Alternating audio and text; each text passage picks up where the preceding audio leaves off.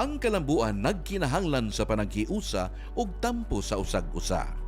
Ang hapsay ug malipayon nga katilingban nagtuyok sa maamguhon nga katawhan ug kasaligan nga pangagamhanan.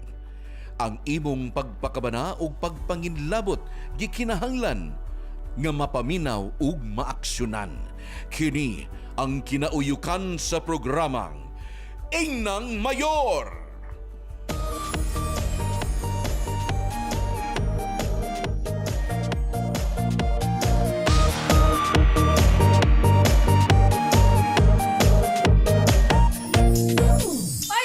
Mga Kasubo, and welcome din sa inyong paboritong programa, kauban sa inyong paboritong mayor, dili kay sa inyo, sa atong paboritong mayor, sa dakbayan sa Subo nga presko kayo, Cebu City Mayor Mike Rama. May buntag, Mayor Mike. May buntag, Vilma, kay di mo ko mo mayor kay taga Cordoba mo.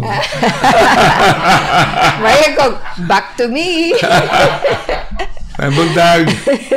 Mayor Mike, how are you? Coping with all handsome developments and wishing we will still focus on making service alive. Yeah. Sa imuhang mensahe kagahapong adlaw atol sa flag raising ceremony, mura kog naintriga ba, Mayor, nga ingon ka, the country is in trouble, we need to pray kay naay kagubot or away nga may tabo. Whether we like it or not, pronouncement should not be taken lightly. Accusation should not also be just put aside, because tama yung lanog, the public should know. Yes. So what should or must the public know about the situation of the country? It's really up to both. The other one accusing, and the other one bringing also an accusation. Yes. So how will you solve the problem? Ikaw, Mayor Mike, are you not caught in between two lovers? Actually, I am praying and hoping at lisura sa mga accusation. Yes. Lisod ka iba. I'm a lawyer, but presumption of innocence. But I wish, for the sake of the unity of the country, I don't know how, I cannot be advising either, because they already have, no matter what, they're old enough, and the other one is a former president, now the incumbent president.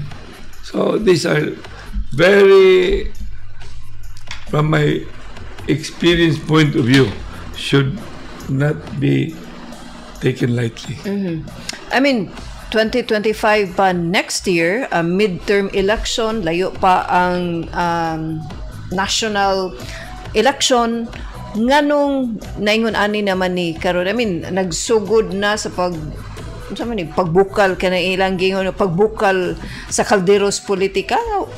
President BBM cannot run anymore. Former President Digong cannot also run again as president. I mean, what and why? What else is new, you know? You talk about politics in our country, it's always something that can bring about sarsuela, that can also bring about entertainment. But what is worrisome is when it brings all into a situation where damn if you do, damn if you don't. And that's where you're talking about torn between two lovers. As I've said, Marcos Duterte are the unity team. And that unity team is what our group, PDP Laban, and we had our Kuna under PDP Laban, fought for. And we were espousing the unifying tandem where peace, prosperity, and progress, seeing beyond, ought to be achievable. But when issues are broiling, and it's not just an ordinary issue, it's not.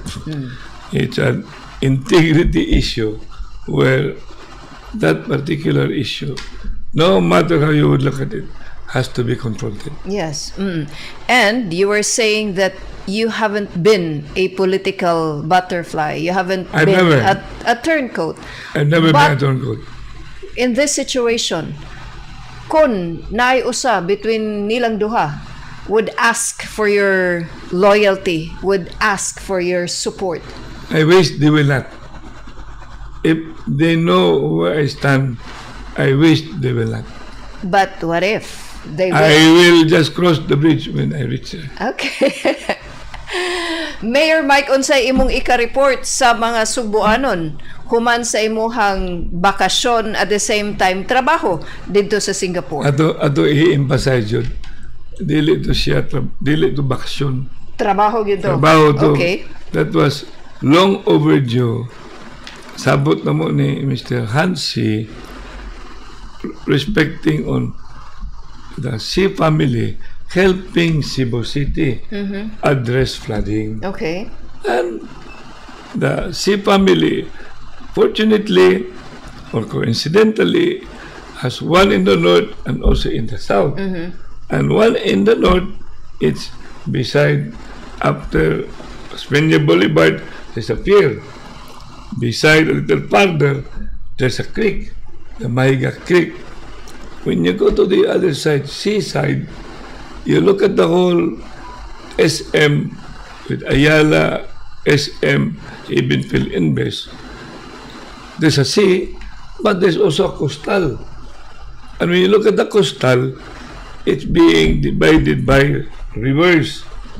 And when rivers are available and high tide will come in, water will get inside the aqueduct or the so-called culvert, and it creates a backflow. And that can cause flooding. Okay. So thereat, I've been in Singapore when I took under the Embassy of Singapore 7 days when I was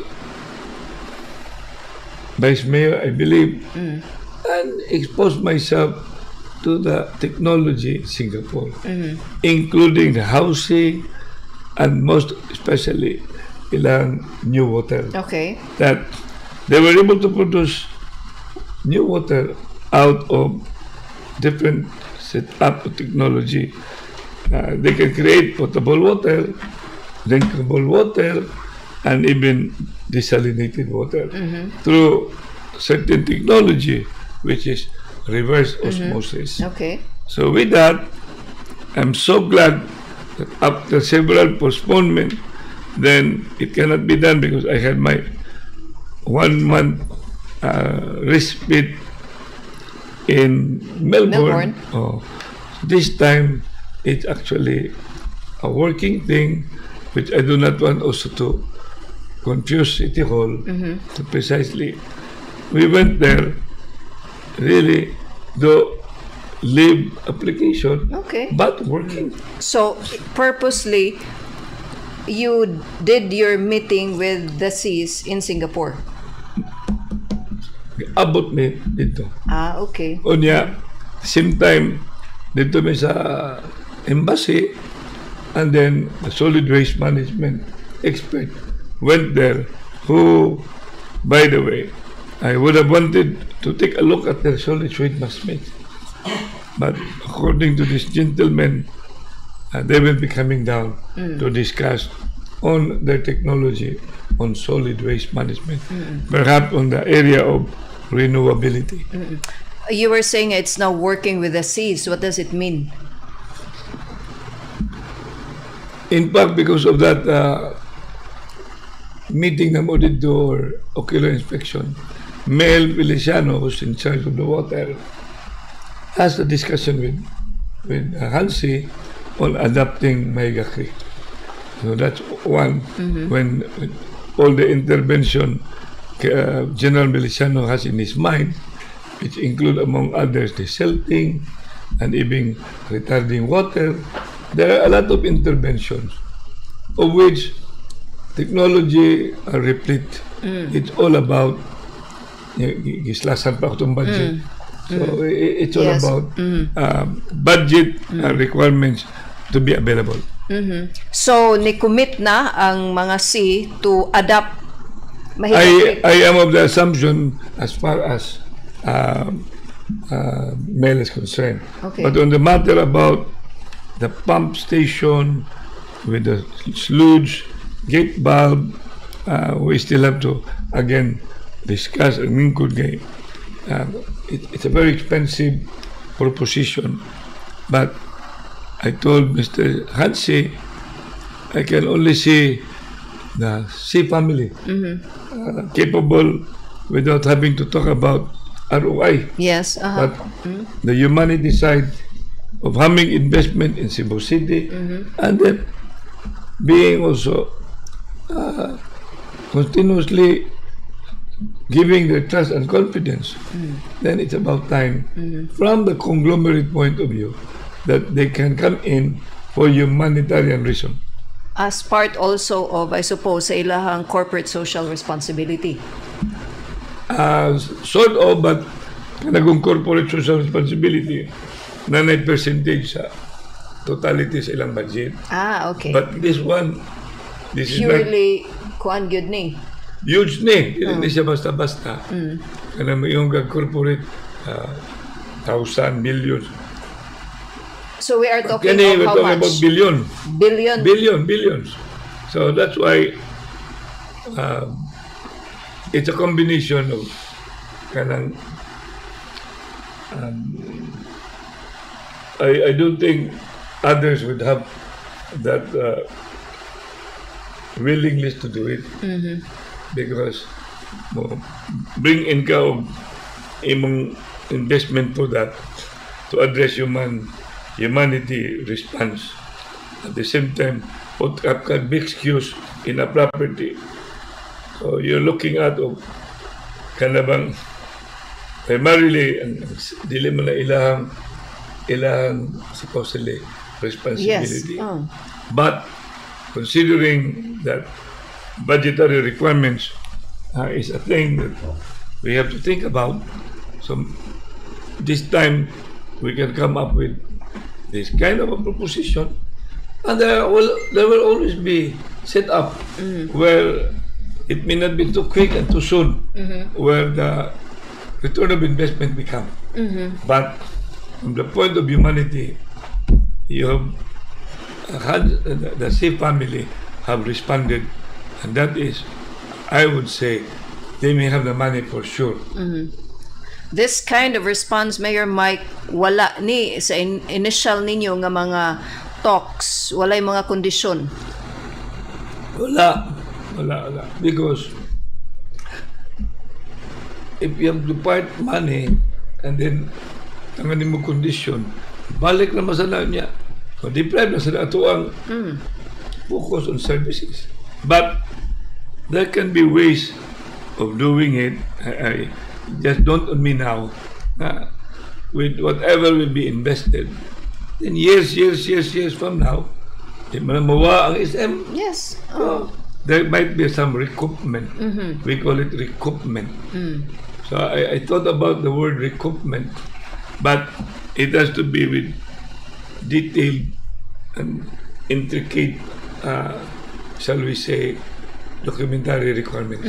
I mean, for a private entity doing that service which is supposedly and ought to be done by the government without any conditions. So, I mean, makayong kagdaghan kayong salamat sa mga nga himo sila ni ining mong But you have initiative. to also be coming up with an attraction to them. And that, I think the word is how to recoup. Yes. How to recoup. And that is something that discussion of brilliant minds in terms of, we call it, postpone return of investment. Postpone, we call it, covering what has been invested. Okay, postponed and prolonged That's a like program. Postponed lang. Okay. Postponed recoupment or recovery of their investment. And it must be, kanang nga plano, Mayor Mike, must be grand and must be so attractive. Kay, I mean, wala man siguro investor nga mo invest siya ang kwarta for nothing. They must have to That is have a- something. That is the general rule. But when you inject love, you don't talk about return. Because love is never have to say sorry. When you have love, happy Valentine's in advance. Everything is magical. Yeah. Everything is doable. Because love is God. God is love. Unsa kay karisma ni Mike Rama nganong nakumbinsir ang mga C, I mean, to really help the Cebu City government. We've never been enemies anyway. I've always looked at Han as my friend. Our friendship, consider bagugo. And we never had any conflict. We never. We looked beyond with uniformity on our belief how a country should be helped by. Wala may problema ang nandapita diya kay Kaya mami, environmentalist siya, environmentalist ko. Yeah, the humility of Hans is beyond doubts. Simplicity, so profound. You will never even notice the number one family which is in the whole country. So when can we expect for a start, Mayor Mike? Now, we will put first and then follow through. Okay. There got to be a follow through, and then we have to present that. I will discuss it with my technical and my mayor's management staff. How about the other conglomerates, Mayor Mike? Naa ba sila'y, I mean, same commitment with the Cs? Especially ani ato ang... Depend because we have numerous Singapore with Melbourne features. Singapore like with Melbourne features, Cebu City. Hence,